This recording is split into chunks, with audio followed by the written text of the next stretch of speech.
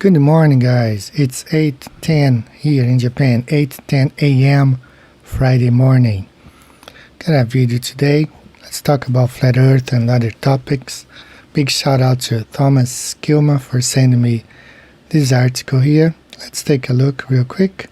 This article is from NASA Earth Observatory. They got a couple of articles in this website, and I'm gonna cover two today. So this is a new map of Antarctica's icy edge. This page contains archived content and is no longer being updated. At the time of publication, it represented the best available science. Yeah, science keeps changing. The image here dates back to July 23rd, 2010. So they have mapped Antarctica, Let's read this part here. So the dramatic improvement provided by the new map is most apparent around the rocky outcrops of the coast. Smattering of ice-encased islands are a common occurrence around Antarctica. The earlier mapping effort had included the rocky outcrops and sometimes icebergs as parts of the ice sheet perimeter, but elevation data and interpretation based on higher resolution, more detailed imagery enabled the researchers to identify the ice perimeter more accurately. To complete its map, the team connected 3.5 million geographic points around Antarctica. The team identified a perimeter for Antarctica's ice of roughly 53,608 kilometers or 33,312 miles. 33 is a very suspect number right here.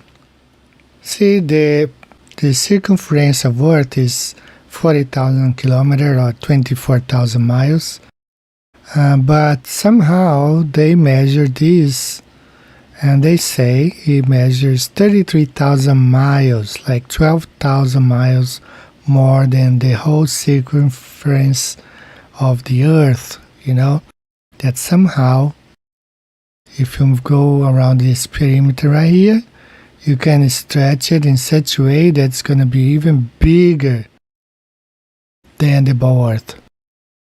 Okay, let me say again, 53,000 kilometers. Let's speak in kilometers first. 53,000 kilometers, the perimeter of Antarctica, which is 13,000 more kilometers than the whole the circumference of the ball Earth. It means if you draw a line here and stretch it, it's going to be bigger than ball Earth. That's what they're saying. And let's now talk in miles. The Earth, the circumference here is 24,000 miles. And they claim the perimeter of Antarctica is 33,000 miles and 300 kilometers. So that means almost 12,000 more miles than the whole circumference of the Earth. Sounds more like they were measuring the perimeter of the Antarctica around the flat Earth. So to me, sounds more like they were covering this area because both Captain Clark and Captain Ross documented 60,000 miles. Perhaps they only covered part of it, half, not the whole Antarctica. But Thomas, he made a video, so I'm going to show you the video. Now, he went, in details to make the circumference of the perimeter of Antarctica. And he really did a great job. Let me show the video here. On his calculations, you have 26,000 kilometers or 14,000 miles. Okay, 14,000 miles or 26,000 kilometers. Okay, he really went in detail around Antarctica. As you can see here, all the detailed points. He went around and measured the whole thing with detail.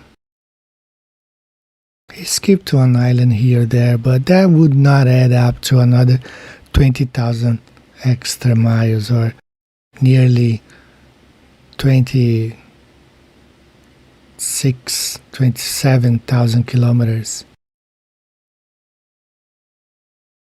So you see, he did a great job detailing it everywhere in Antarctica, all over. And he was able to measure the perimeter of Antarctica.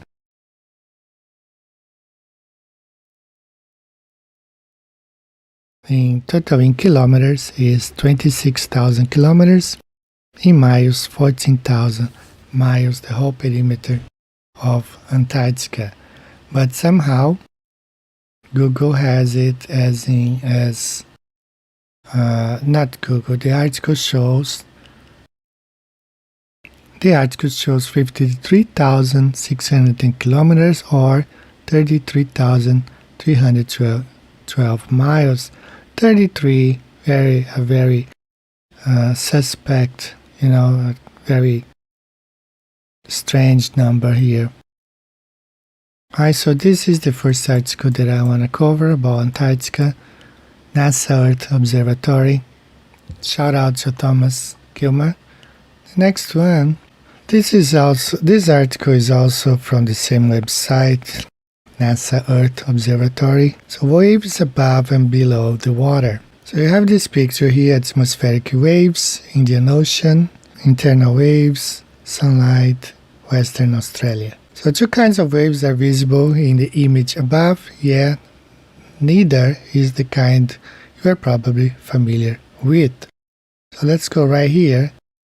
Waves form in the atmosphere for a variety of reasons.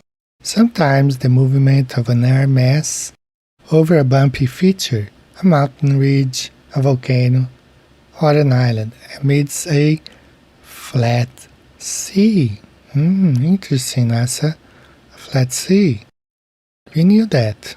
Water remains level. You force air to rise or sink, creating ripples in the sky like those propagating across the surface of a pond. Other times, the collision of different air masses will cause a rippling effect. So this is what they are talking about. What else looks like this? Oh yeah, chemtrails.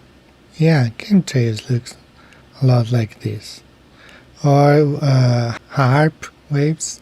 Yeah, it does cause something very similar to this. I see here.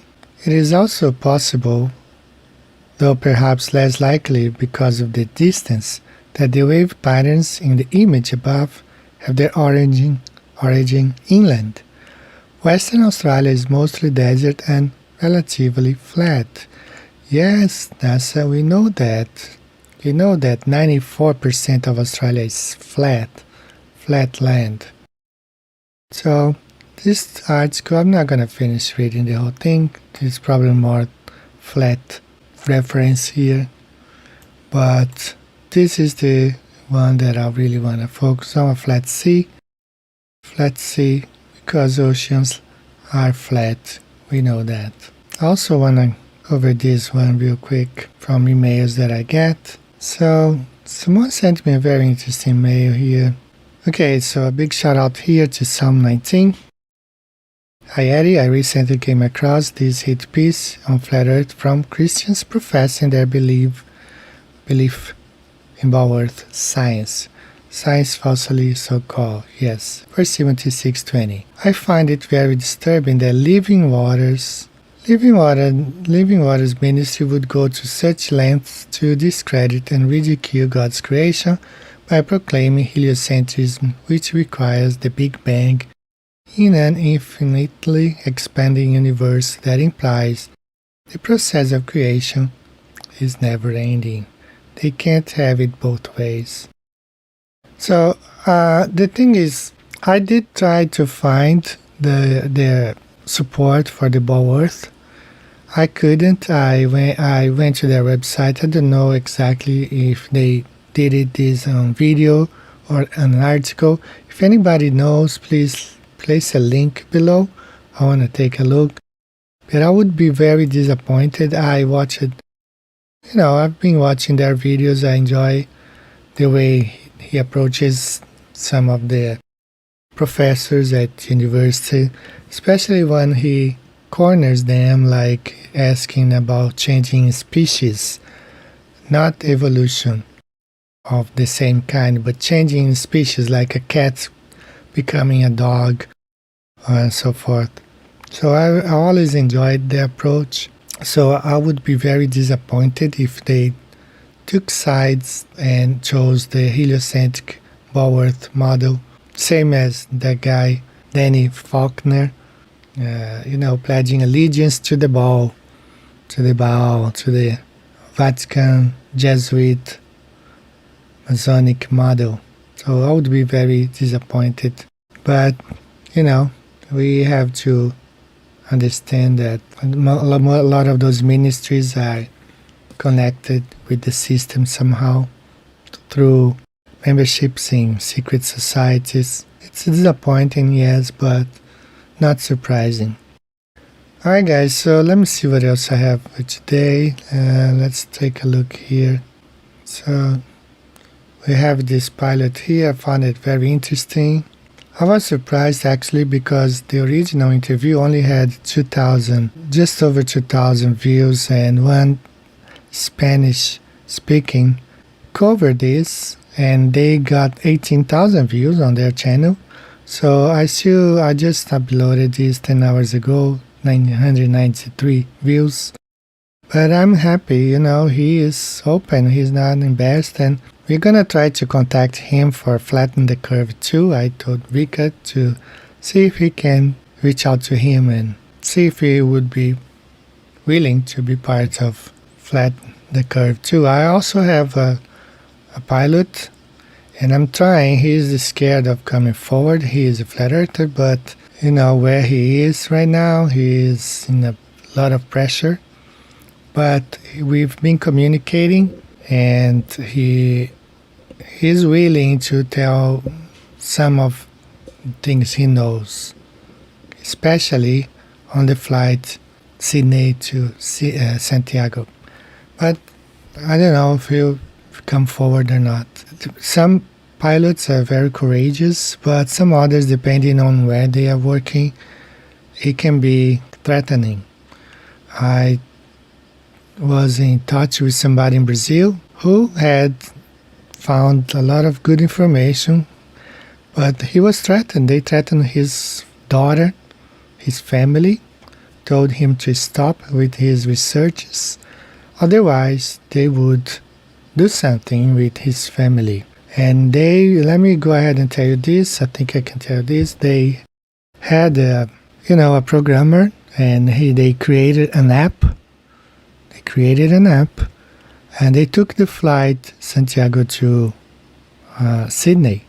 So they took the flights, they created an app, specific app, and they found out a lot of good stuff. He told me a little bit of it, so I'm trying to make them speak out. But as I said, he was threatened, and they threatened his family, his daughter.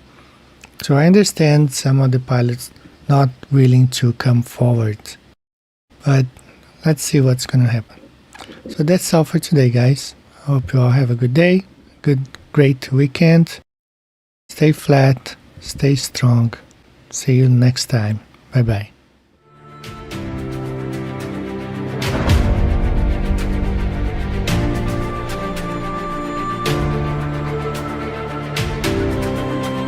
There was a documentary just put out yesterday, a good one, by the way, people should check out, called Flatten the Curve, by a bunch of pilots and military people. That's our term. That's our flat earth term.